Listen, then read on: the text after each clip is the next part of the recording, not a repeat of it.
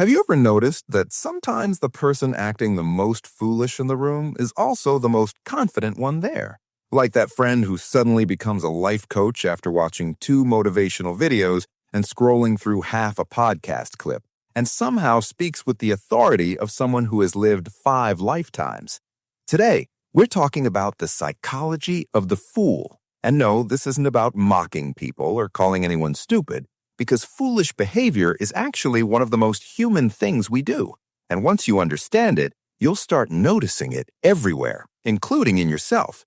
Because the big mystery is not why fools exist, but why smart people sometimes do very foolish things, like the brilliant student who refuses to study because they feel ready, or the adult who believes every dramatic headline they see online, or the person who argues passionately about a topic they clearly learned about 5 minutes ago while standing in line for coffee.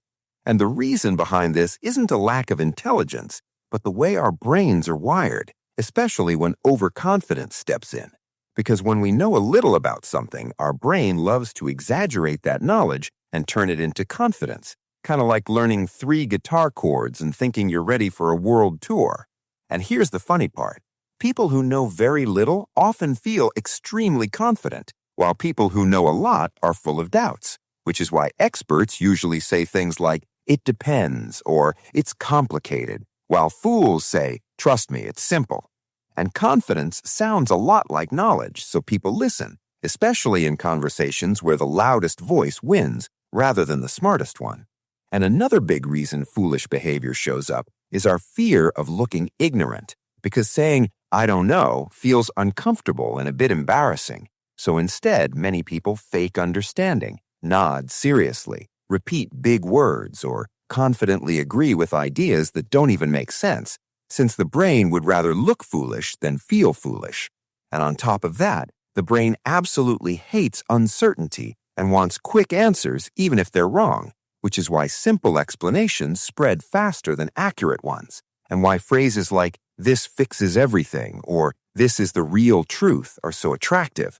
Because the fool offers certainty, and certainty feels safe, especially when emotions are involved, since foolish behavior is often driven more by emotions than logic, whether it's anger, excitement, fear, or ego. And when emotions take control, the thinking part of the brain quietly steps aside, which explains why someone can be calm and reasonable one moment and completely irrational the next, like sending an angry message and immediately regretting it afterward. A perfect example of meeting your own inner fool. But here's the twist. Foolishness isn't always bad, because children are foolish and curious. They ask strange questions, try impossible things, fall down, get back up, and try again. And that kind of foolish curiosity is how learning begins. Creativity itself often starts with ideas that sound ridiculous at first, and many great inventions were once laughed at. So the real danger isn't being foolish, but being foolish and refusing to learn, because a wise person understands they can be wrong, while a fool believes they never are. Wisdom listens, while foolishness speaks first and listens later, if at all. And the way to avoid falling too deep into foolishness is surprisingly simple, but not easy, starting with slowing down, because fools react instantly, while wiser minds pause. Then getting comfortable with saying, "I don't know," because it's not weakness, but the doorway to learning. And finally, questioning your own confidence by asking whether you truly understand something or just feel certain about it.